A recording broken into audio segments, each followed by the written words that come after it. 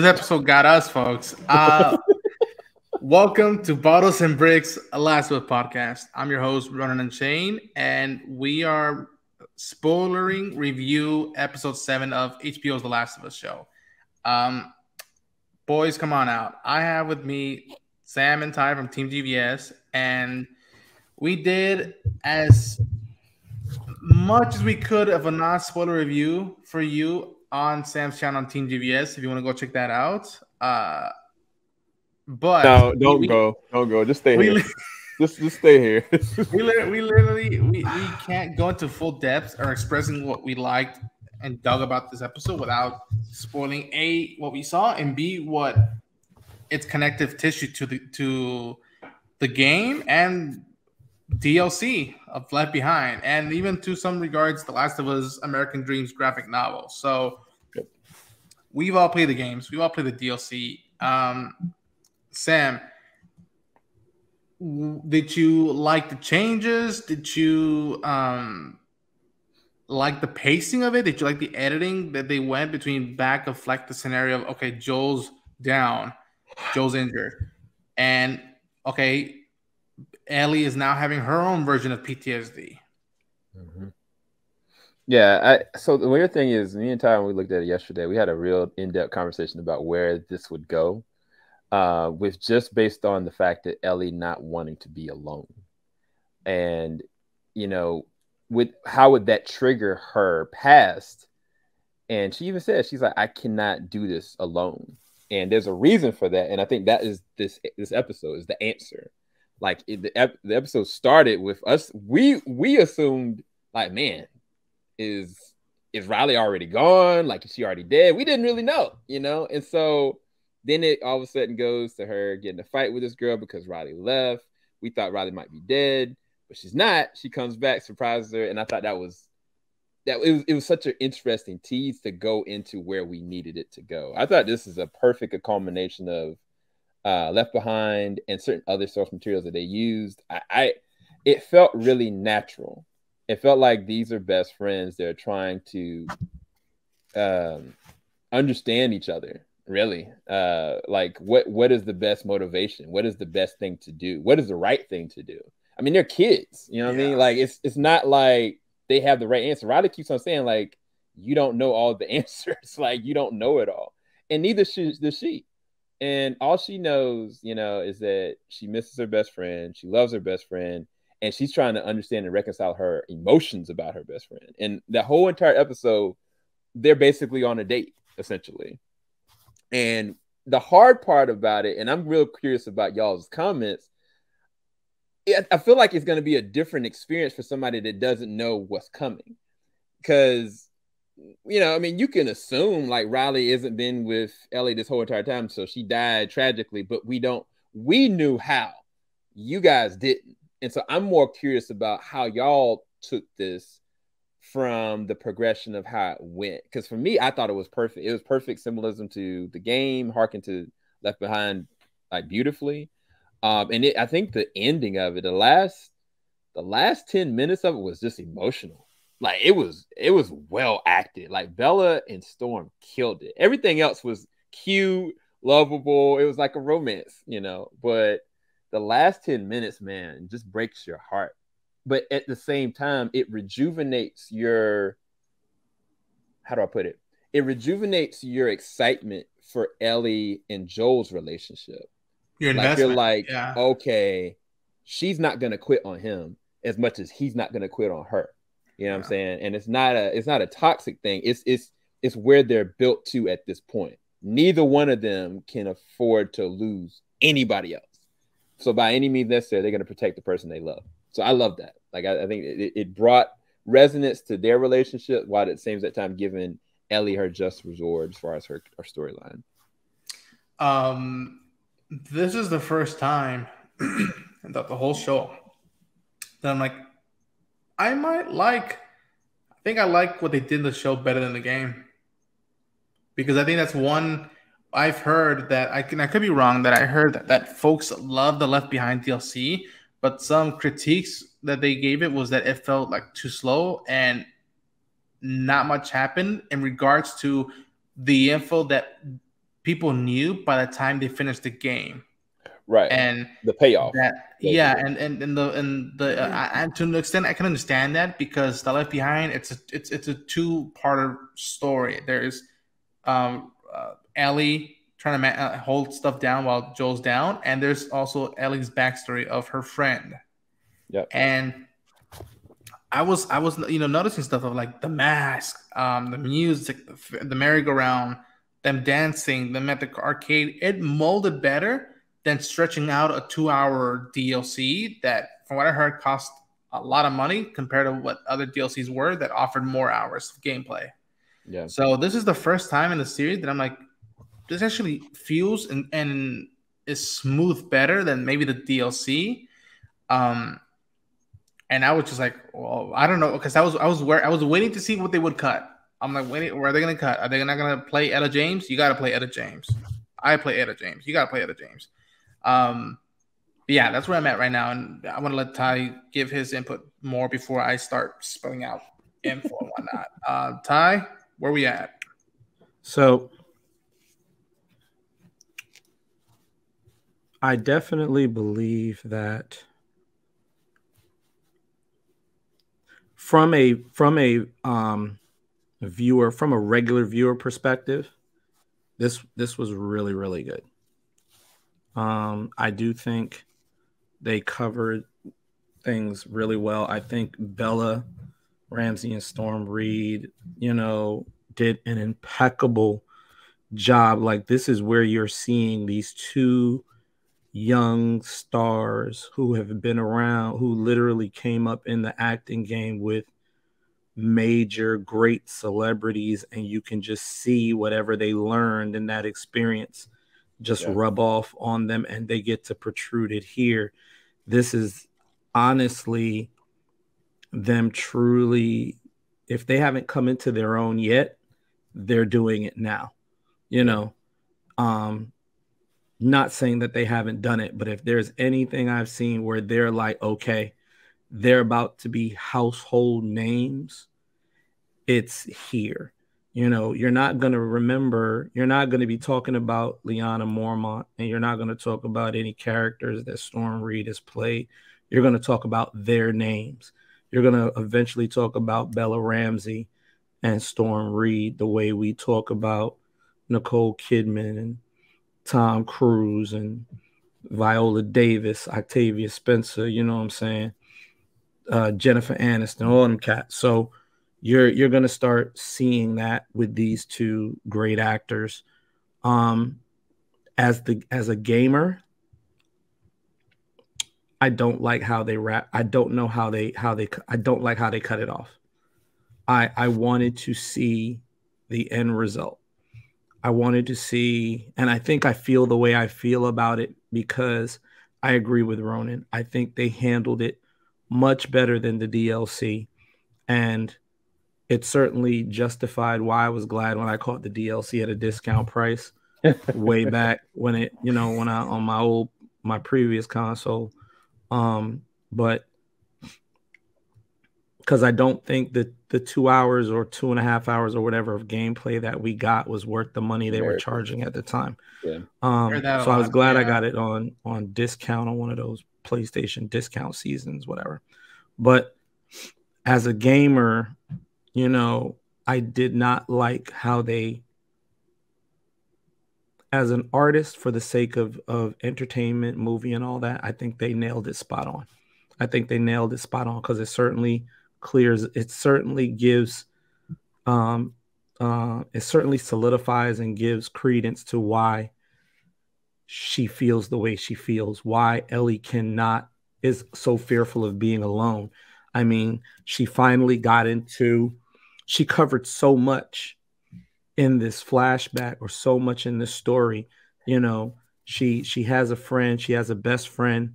She shows that, yeah, my best friend is gone, but you know what? I can still stick up for myself. Her best friend comes back. She's excited to see her and pissed off at the same time, yet still trusts her to go sneaking out. She gets to explore this, basically a whole world for her, although it's simply, for us, it's the mall, but for her, it's like a trip into history and a trip into a world she's never had the opportunity to experience. The fact that her, the person that is her best friend planned this whole thing for her, and even with the dark corners of the secrets where, yeah, she's a firefly. Yeah, they posted her here to do, some grunge work in terms of those pipe bombs and all that. Within all of that, she still considered it enough to be, let me give you a beautiful gift before the tragedy of me having to go. Yep. And Ellie gets to explore all those different emotions, including the hate, including the betrayal, but then including the forgiveness, the acceptance, and including her testing out this realm of love she probably doesn't really understand. But because, like the captain told her, you're very intelligent. So I think she's intelligent enough to know when she likes someone, and intelligent to know that person she's liking is of the same gender as she is. So she's exploring all these new things. Both of them are, and they're both coming into, their own with these things. And then to finally get to that peak and then have it so tragically taken away by the attack of an infected. So kudos to them for their acting prowess. Beautiful. I mean, beautiful episode, as they all have been. But I will say, as a gamer, from the gamer perspective, I as much as I love how they ended the flashback, I don't like it, because I was looking for the rest of what made the quote unquote 2.5 hours of gameplay actually worth it, where you see what actually happens, because what happens with Riley hits so much harder for me in the game. But the rest of it, prior to that moment, the rest of it is absolutely beautiful. So question real quick, just for Ty. Well, I don't know this or not, but the way that they kind of ended it, couldn't they just continue how it actually ends? Because I mean, if you're a viewer and you're seeing this, you didn't actually, play the game, you do want to kind of see that ending. And I feel like they cut it at a certain point. It's just to say, okay, Ellie's not going to leave Joel, but what if they come back and show the rest? Would you kind of let that go? Because it feels like they're going to leave everybody hanging, like, okay, well, did she stay with her to the end? Did she shoot her best friend? Because they left an impression, I think, early on that Ellie, it wasn't her first time shooting someone, like actually shooting and killing someone. But I don't know how they're gonna thread this out. I was curious because I don't have the same exact feeling with it, but I understand what you're saying, because it felt like it just stopped, but I felt like it more so stopped because of a cliffhanger, not because they're not going to show the rest of it. And I'm also trying to figure out how they're going to show more of Ellie's past as well. It might be a Marlene thing, but I don't know. Well, like I said, I'm looking at it from two perspectives. So my thing is so seeing as I'm looking at it from two perspectives, I'll answer your question from two perspectives. From a viewer, if a viewer's never played the game before, you could look at this and basically say, well, you can look at it from two different ways on this particular aspect as a viewer. Well, yeah, I want to see what happens, because if they happen to play it out like the first person Ellie shoots is Riley, that gives even more invested credence to what happened with Henry and Sam. Right. So that even hits much more harder, so from a viewer perspective, that would be good. The other aspect would be, well, if she simply gets away, because remember in the beginning, she did tell her to run, when you're ready, run. So if it ends up being worse, she may just end up telling her to run, or she may end up just having to run because Riley's going to turn. However it is, we don't really know because the viewer doesn't know. Right. From the gamer perspective, for me, I think it really is basically an insult to injury, because, from a gaming perspective, I mean, right after that moment, we basically know what's happening, and I'm like, it's almost like you gave us 90% and then you just hold off the last 10. Like, I can understand if you did it like 50-50, where, you get us up to the point where the infected attacks, and then they show their injuries, and then you come back in another episode with the rest of it, where how Ellie handles the whole situation with Riley is also tying in with why she's trying to save Joel. That would be great. Honestly, I think it would probably be, although I have no doubts that Naughty Dog and HBO would do it well, but I think it would be a waste of an episode, because you've given us, I can understand if they did it, but to give us 90% of Left Behind and only give us 10% from a gaming perspective, it's kind of like a slap in the face, if basically, because you gave us basically the whole kit and caboodle, but then leave off you gave us the whole appetizer, you gave us the entree, but the dessert isn't there. Like, that don't make no sense, because we know the little bit that's left. It's like you okay, here's a 2-hour gameplay that we're going to show reverence to in this episode, but we're only giving you an hour and 50 minutes of it. So you're going to just leave the last 10 minutes off? It don't make no sense. So that's really how I kind of see it from, both sides, from a viewing perspective, from the gamer perspective. The viewing perspective, any viewer that's never played the games before, I don't think is going to have a problem with this. I think they're going to come to their own conclusions to see why Ellie is so focused on saving Joel, because not only was she basically her friend and basically her newly discovered love are infected, and they basically think they're going to their end, but she makes it. So she couldn't save her friend, just like she couldn't save Henry. So she's definitely going to try to save Joel. I'm sorry, Sam couldn't save Sam. Yeah. So he's definitely going to try to save Joel. So from a viewing perspective, that's fine. From a gaming perspective, I have so cute. From a gaming perspective, I have issues, because I felt like they gave us 90 to 95% of the game reference and then left off the last 5 to 10%. And yeah, that's fascinating, because this is, before I give my take on that, and I want to see if I'm off with it, Sam. First of all, I want to give shout outs to Yanni King Monshine and Ashley Johnson, who played Monty. She played Riley in the DLC, and Ashley played Ellie. So shout out to them, because they added that layer to Ellie and to this character that we only heard about in hints at in the actual game. So shout out to them. It's fascinating you say that, because I remember I had that nitpick, if you will, with the Bill episode, but that was because I loved that sequence in Billstown where the refrigerator, but I knew per show perspective, you don't throw that in a very emotional, connective way, because that will throw off the balance of it all, and also the mood of it all. I feel like, and I'm thinking about it now, because funny enough, to me, my favorite part of the DLC is when Ellie's on her own and Joel's down and she's looking for medicine. And I feel like the reason they might cut that part out is because they wanted to hone in the focus of like, okay, this is why Ellie is so connected with Joel and was connected of Tess and Sam and Henry, is because of this.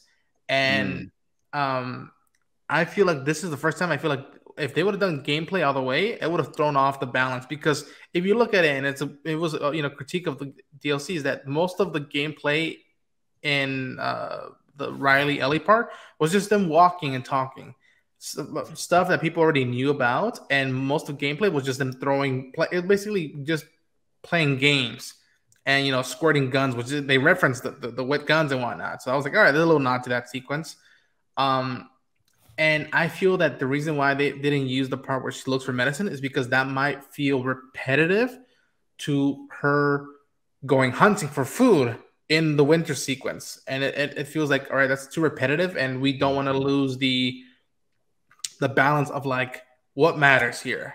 why is Ellie so tense? Not just because she loves Joel and she's tense about it, but because like it's her PT. I told this her PTSD. It's her, having an anxiety attack of like I am this not happening again. I lost Riley and I'm not gonna lose Joel. And I feel like even the way they ended the DLC is them sitting down, hugging each other, saying about all the poetic stuff. So they got that right. But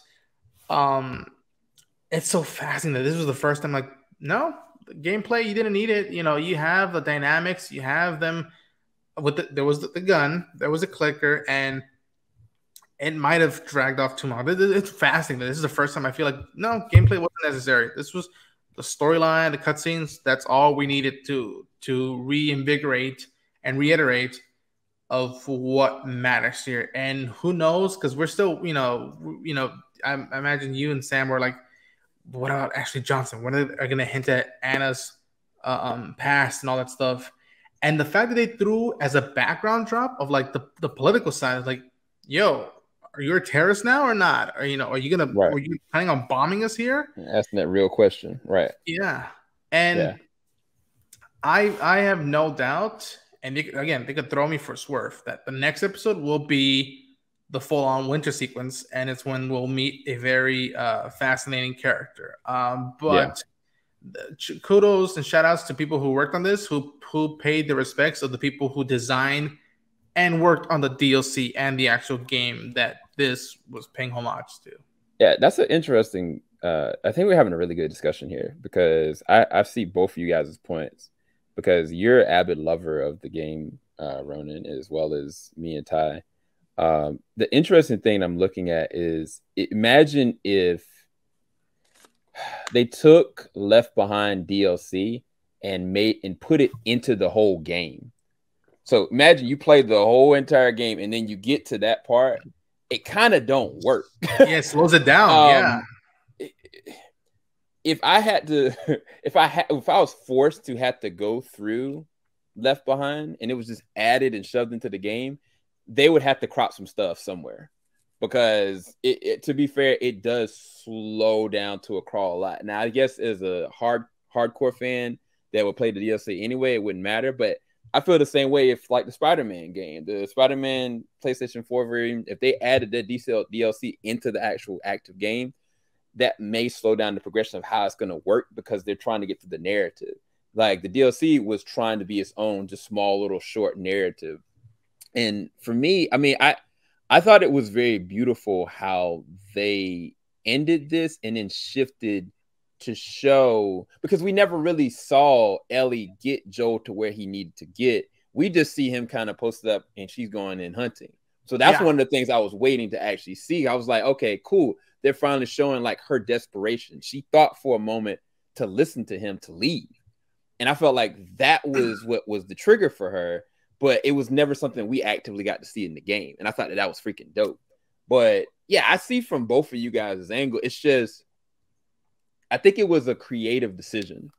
And pacing. I think it was also a big factor of pacing because to me, this episode was smooth. And I just feel like, 5 minutes extra would have been like, do we need that? And, right. But again, it's perspective. It's perspective. Yeah, because some people may say, why am I looking at these two little kids like going through this mall in a post-apocalyptic world? They're being stupid. So like somebody could legit like use that as a critique. We knew the payoff, but some people going into it may not. So it's a creative narrative choice. I mean, the only thing they would have to go on is like, okay, Riley's not here, so obviously something terrible happened to him. So I want to be clear about something here. Regardless of the dichotomy of both realms that I'm speaking from as a viewer and of the gamer, I do not have an issue with how they portrayed that segment on either side. Remember, I'm not talking about them implementing the whole entire DLC into the storyline. It's not that. It's what happens at the end from the game perspective. Can you showing what happens to Riley.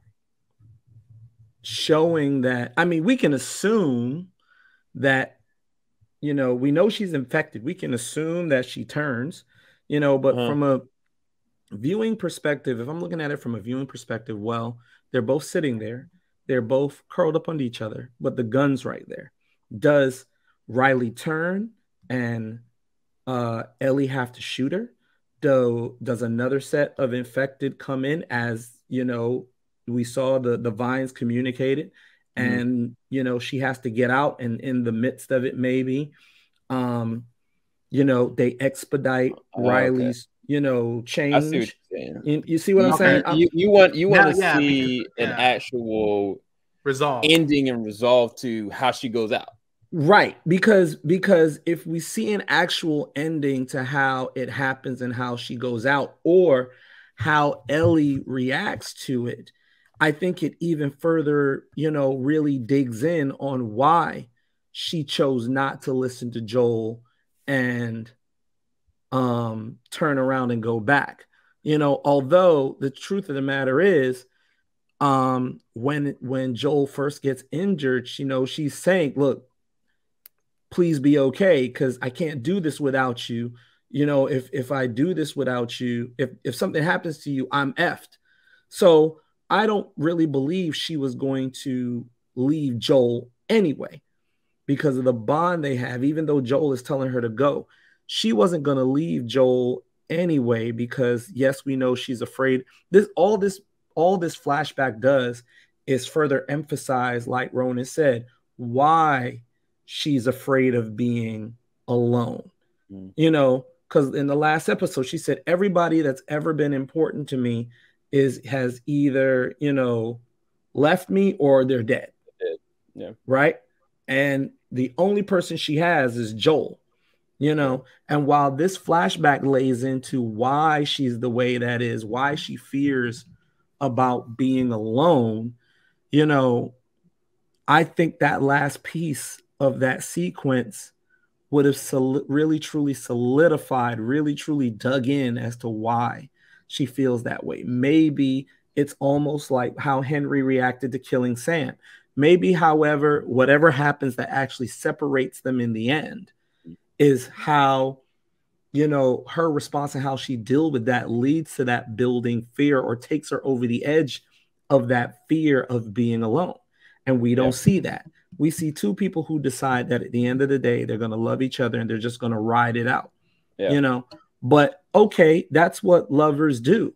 But what in the world truly happens that takes her to the point where between the time that happens and where she is now, or where she was, you know, once she finally revealed to Joel, she truly fears being alone. Yeah, I mean, you know, and that's what I want to make clear. Not that they dumped the whole DLC in that sequence. No, it would have been too long, too dragged out. Even if they did the whole episode without Joel's status and everything else with the DLC, it would have been unnecessary and too long. They put in the pieces that were monumental, what were important, and they did it truly well. But it's that last piece. It's to me, there's that missing. It's like putting together a 100-piece puzzle and you're missing that one piece. You got 99 of it. That's all I'm saying. Yeah, I think because to paint a picture real quick, because I was thinking about this in my mind. Say hypothetically speaking, you know, it's morning time, and you know Riley is just losing it, and the last thing Riley says is "run," right? And Ellie is like she hasn't turned yet, and she just runs, right? And it goes and harpens back to Joe asking her to run, but really she can't get infected. She can't, you know, what's the worst that can happen but losing somebody that she loves all over again, or leaving them before that opportunity? Because it goes back to Sam, like she fell asleep, right? And she wasn't there in his moment. So it's kind of like that was a trigger for her. So it's kind of like, if that was a scenario that played out, then it'd be like, okay, no, I am not leaving by any means anybody else. Because it's like she's afraid of being alone, but she also has been the one that's possibly, depending on how the scenario ended up, may have left. She may have left Riley because she had to. We don't know. So I get where it's at, because it could have been a very interesting, good character moment. And a good little icing on the cake if that was the case, but we really don't know. And I kind of feel like they're gonna leave that as a breadcrumb later. I think we're gonna revisit this. I really don't. I don't think it's just in. But we'll see. But yeah, That's I get what you mean. fascinating. Yeah, because I was because I was confused first. I'm like, in the DLC, they don't show nobody gets shot. They just leave it like that, and it harkens back to Right. Ellie's But they last could few have. lines. Right. They never showed it. So I was just like, Yeah. the DLC never showed it. So yeah, so you wanted the result. Okay, then yeah, that's where I'm still I'm like, no, this is for me. This was perfect. Them not showing everything is more closer to the subtlety that I appreciate from the games. That I had my nitpicks here and there about dialogue. I'm like, when they did that with choice of story and bouncing back and forth, I was like, perfect, no result. But again, it's to each their own, and the show's still awesome, y'all. I'm not talking to the viewers. I'm talking to y'all too. Yeah, that's not coming into question. But we have been saying for the last 6, now 7 reviews is that this is an opportunity for them to cover the things they couldn't cover in the game, and to look at it from the perspective of this is a new medium to where they're showing us new material, we're basically getting somewhat new material in certain aspects of it. We know it's referencing the game. They're definitely giving reverence to the game because the game is basically the foundation for all of it. But like we've been saying since we started this, series, this podcast series, this is the opportunity for Neil Druckmann and Naughty Dog to show us the things they could not show us in the game. And while the DLC kind of rolls the same way, this would have been a perfect opportunity for them to give us, well, here's what happened.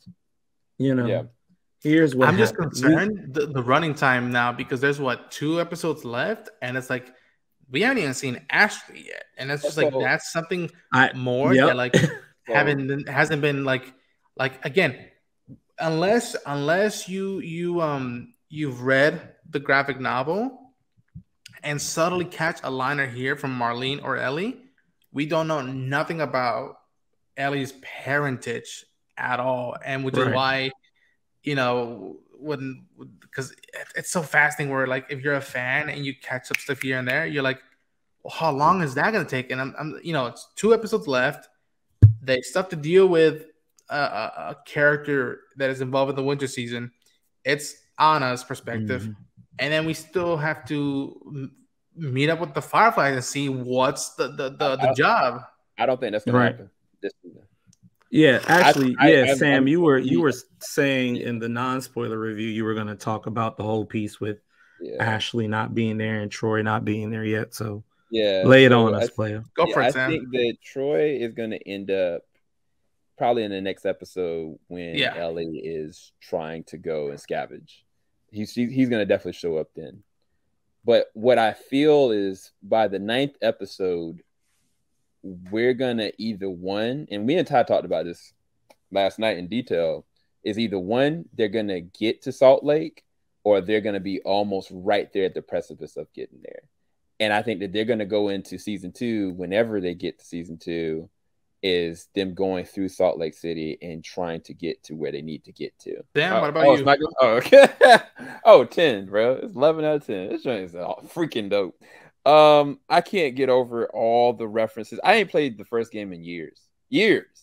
And I was like, yo, they got the freaking mask right. They got the merry-go-round. They got the arcade. I'm sitting there calling out references, and like the way that it's shot, the lighting in the mall and the way they use cinematography is one thing we didn't talk about, but every single moment, because what they do is they do these shots where it keeps it from the back of Ellie's head or from the front facing. And so we're experiencing it for the very first time like she is. Like even just the escalator, like a normal escalator going up and down is like the most annoying thing that a kid can do. But for a kid that's never seen anything like that, boom, we're in love with it, And so all these little subtle nuances, all these references, if I had never played the game before and just kind of gone through this excursion, like this show is sweeping me. So yeah, it's another 10 out of 10. Like I loved it. It is also for me, and I think once we reach finales, when I'll be able to rank them better. But I do have my preferences of episodes. Like I think, you better than me. I there's no way I can rank these episodes. Like I can't do it. Like it's because the thing is like the narrative, it shifts through the whole course of this. Like every reaction or moment that happens causes a ripple effect and how everything else is going to progress, because it's not coming how the game narrative goes, it's through how they're writing this. Yeah. So you're better than me because I can't rate this. There's no I way. think to me the 2 episodes that still like hit the most for me, and it made me think about like my connection to the games and all the characters, is the episode when Joe and Ellie are in the truck and they're vibing, and it's right out of the game. And it's also when Joe reunites with Tommy. It's something about that last episode, something about Joe and Ellie on that truck that just like, that's Last of Us for me. And but again, it does not take away anything from this episode. The lighting, the camera work, the music choice, which pops, and I think these songs are gonna pop again once the everybody watches it. And again, some people are gonna really appreciate this relationship, and also they're gonna scream out into the the televisions, be like, "Fuck HBO, fuck these people for doing this to us." But that's what HBO does. That's what The Last of Us is about. That's what this Outbreak world's about. Ty, Sam, thanks so much for joining me in the podcast. Where can people find you? TYNIDDY out the NY, came to DC for the D degree. Now you can find me in MD. Hey, Ty Nitty on Instagram and Twitter. This is how you know Ty is not emotionally compromised this episode, because he's able to do that. You find me on Twitter, Instagram, TikTok, SuperSEL0320, and of course on Team JVS on YouTube. Yeah, we're there. So, and you folks can find me at Ronan Unchained on YouTube, on a couple of the social media platforms. I got this podcast. I got a Star Wars podcast. And I really, just to balance it out, folks, go check out Sam's channel and hear our non-spoiler reviews. And no, just because not that last one. Just so because this is, again, besides us, this being a big thing for us, I want everybody else to enjoy it and experience it to the fullest. And in the world where stuff is either leaking a spoiler, spoil for others, I want people to enjoy it as best as they can. And to the edge of the universe and back, endure and survive.